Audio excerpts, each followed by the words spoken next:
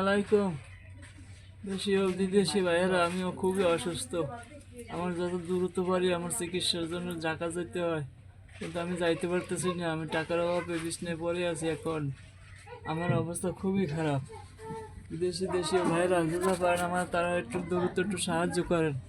আমার চিকিৎসা একটু চালাই বাঁচতেছে, আমি একটু বাঁচি।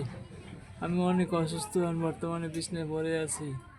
আমি চিকিৎসা করে আমার বিছানায় পড়ে আছি, আমি যাইতে পারতেছি না ডাক্তারের কাছে। আমার দ্রুত ঢাকা যাওয়া লাগে একটু ডাক্তারের কাছে। শেরে বাংলা হাসপাতালে ঢাকা যাইতে পারছো দ্রুত। আর আমার যে যা পারেন একটু সাহায্য করেন, আমার একটু বাঁচান ভাইরা।